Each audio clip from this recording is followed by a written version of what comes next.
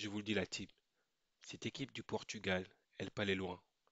Cette équipe du Portugal, elle peut aller même très très loin dans cette compétition. Bonsoir l'équipe et bienvenue sur la chaîne Parisienne Football. Content que vous soyez de plus en plus nombreux à la suivre. Plus de 2000 dorénavant sur YouTube.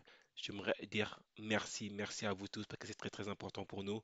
Merci aussi de continuer à nous supporter en mettant des likes, en suivant la chaîne, en la partageant parce que ça aide aussi à notre référencement et aussi à notre développement.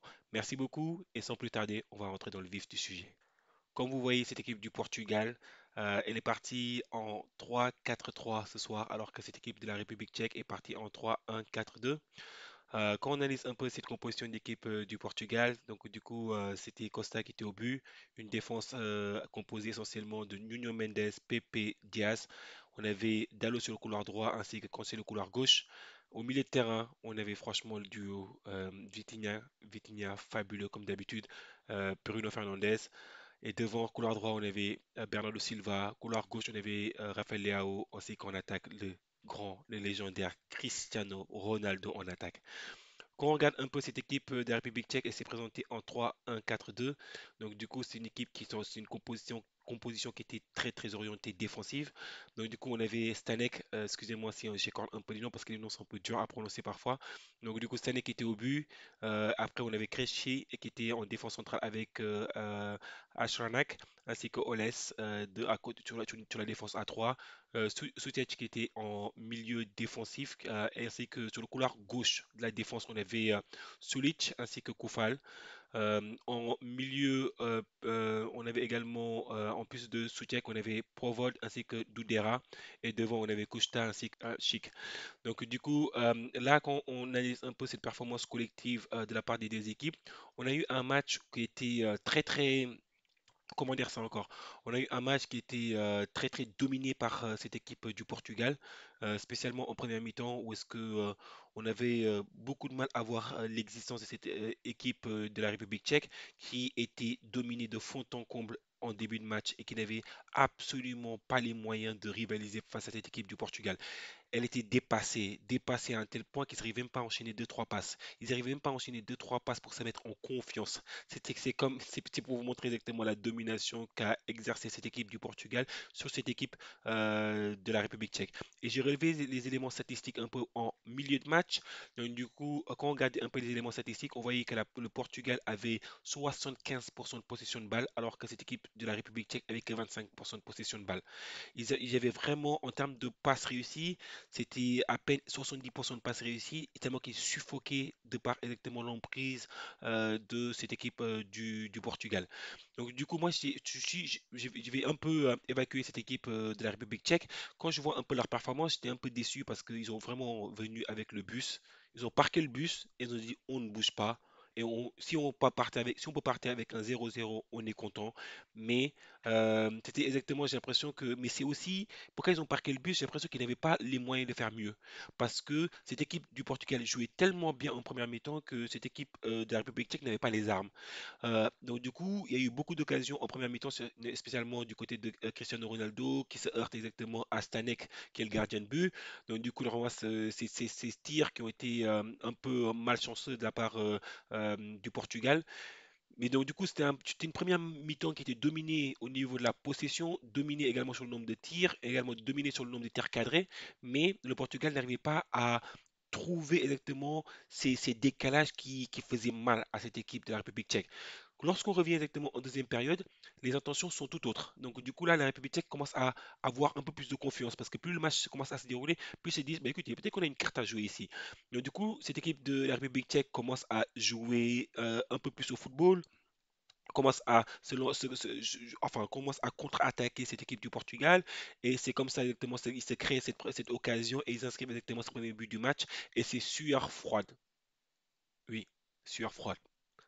Parce que quand vous voyez exactement ce match, le déroulé de ce match, jamais vous aurez pu croire que c'est la République tchèque qui allait marquer ce premier but. Et c'est Lucas Provod qui marque exactement ce premier but à la 72e minute. Et là, tu vois la tête des supporters portugais. Là, ils ont pris une douche froide. Douche même très très froide. Je suis désolé pour vous. Mais avec le Portugal, franchement, la qualité était là, était présente. Ils n'ont jamais lâché l'affaire et ils savaient que ils avaient les compétences, ils avaient exactement une dream team parce que cette équipe, je vous le dis, c'est une Dream Team. Et avec cette Dream Team, ils ont réussi à revenir dans le match. Avec ce but contre son grand, avec ce jeu, ce centre qui était vraiment, vraiment un peu chanceux de la part du joueur parisien de cette équipe du Portugal, Nuno Mendes, qui met un centre qui est dévié exactement par Robin, enfin qui est poussé par le gardien sur son propre joueur, Robin Ashranak, qui pousse le ballon exactement dans ses propres buts et ça fait 1-1. Et là, c'est retour, balle au centre, on redémarre. Et donc, du coup, c'est vraiment, le Portugal a vraiment essayé de pousser, malgré qu'ils ont marqué exactement un but sur une situation hors jeu, mais qui était très, très, ça se joue pas à grand-chose, malheureusement. Mais après, c'est vers la fin du match que Francisco Conceição commence à marquer exactement ce deuxième but pour le Portugal à la 92e minute. Donc, du coup, franchement, je pense que c'est une victoire qui est méritée dans la douleur quand même, mais une victoire quand même qui est méritée par le Portugal. Tant le Portugal a dominé exactement territorialement cette équipe de la République tchèque, tant le Portugal était beaucoup plus incisif, tant le Portugal le voulait plus que cette République tchèque, malgré que la République tchèque est revenue avec de meilleures intentions en deuxième période. Donc du coup, sans plus tarder, on va commencer aussi à regarder un peu les éléments statistiques du match pour que vous puissiez voir un peu c'est quoi les éléments statistiques du match en fin de match. Donc, du coup, si on voit les éléments statistiques, ce qu'on peut voir, c'est que le Portugal a tiré 19 fois au but. C'est une domination sans partage exactement du Portugal, comme je vous ai indiqué initialement.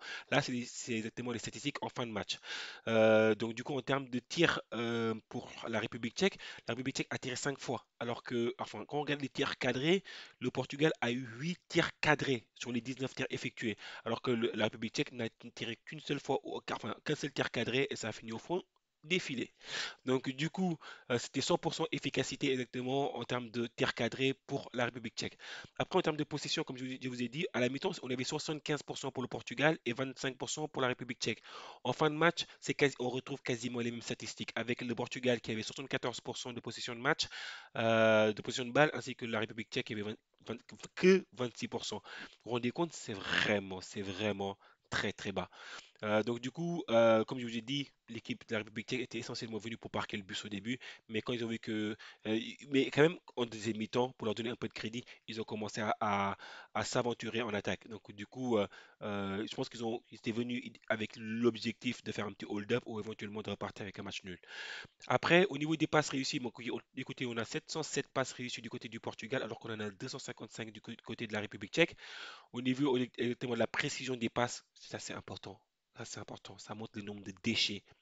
Il y avait 87% de passes réussies, alors que la République tchèque, 65%. C'est ce que je vous disais, la République tchèque, ils étaient tellement attaqués, tellement sous pression, tellement ils avaient du mal à trouver des passes entre eux. C'est-à-dire que vous vous rendez compte, 6 passes sur 10 étaient réussies. Seulement 6 passes sur 10. Donc du coup, à ce niveau-là, généralement, on s'attend à un niveau, enfin un pourcentage beaucoup plus élevé. Donc du coup, je pense que, notamment exactement lors des grands matchs, hein, Ligue des Champions ou aussi lors des matchs de Coupe du Monde, quand il y a deux grosses nations qui se jouent, généralement ces pourcentages-là sont beaucoup plus élevés. Donc du coup, en termes de fautes commises, donc du coup, comme la République tchèque était dépassée, elle a commis aussi beaucoup plus de fautes. Elle a 9 fautes commises, comparé exactement au Portugal qui en a commis 6. Après, il y a eu également deux cartons jaunes côté du Portugal et un carton jaune du côté exactement de la République tchèque. Corner obtenu 3 côté Portugal et un obtenu exactement côté République tchèque. En sachant que le Portugal, je trouve qu'ils n'ont pas très très bien joué exactement les coups de pied arrêtés. Parce que parfois exactement ils essayaient de chercher un peu Pépé ou chercher exactement Diaz, mais ils avaient beaucoup de mal à les trouver exactement sur les coups de pied arrêtés. Donc du coup je pense que ça reste encore une chose à perfectionner et à améliorer. Après, si on regarde un peu le classement de la poule, bah écoutez, la Turquie, ah oui, la Turquie est première pour l'instant grâce à sa victoire qu'ils ont eu exactement sur la Géorgie. Donc du coup, bravo à eux. Deuxième de ce classement, c'est le Portugal maintenant. Et je pense que la troisième place, pour moi, enfin, je pense que ça va être une des deux équipes qui va se qualifier pour le prochain tour. Enfin, je pense que ça va être les deux équipes pardon, qui vont se qualifier sur le prochain tour. Et après, pour la place de meilleur troisième, je pense que la République tchèque, je pense que je parie vraiment sur elle. Donc, du coup, on verra exactement de quoi les résultats seront faits exactement après cette troisième journée. En tout cas, Oh, gros match exactement de cette équipe du Portugal. Je pense que cette équipe du Portugal a une dream team, une vraie dream team, parce que moi, franchement, j'aime ce que je vois de la part de cette équipe du Portugal. J'aime le jeu qu'ils pratiquent, j'aime exactement leur agressivité, leur soif de victoire là. J'ai l'impression que la nation, elle est vraiment imprégnée en eux, quoi. C'est vraiment quelque chose qui est fort pour ces Portugais-là. Et franchement, ça me fait vibrer. Franchement, merci beaucoup pour cette performance que vous nous avez fait ce soir. Je pense qu'il y a aussi des choses qui restent encore à travailler, à perfectionner. Mais ne soyez pas trop durs, c'est que le premier match, d'accord? C'est le début des, de l'Euro. On a encore du temps. Du coup, je voulais dire merci beaucoup à l'équipe d'avoir suivi ce live, cette vidéo. Ça fait super plaisir. En tout cas, et je compte sur vous pour continuer encore à nous suivre, mettre des petits likes parce que ça nous aide, ça favorise le référencement, ça nous fait monter. Merci beaucoup, ça fait plaisir la team. Et n'hésitez pas à ajouter aussi vos commentaires. Donnez-moi aussi votre avis. Qu'est-ce que vous avez pensé exactement de cette performance du Portugal? Est-ce que vous avez été époustouflé? Est-ce que vous avez trouvé que l'équipe du Portugal a eu des limites à un moment donné? Qu'est-ce que vous avez pensé exactement de la performance de Cristiano Ronaldo? Lâchez vos commentaires, ça sera apprécié l'équipe. Merci beaucoup et je vous souhaite une très bonne soirée et on se donne rendez-vous très bientôt pour les prochains matchs de l'Euro. Merci la team. Ciao.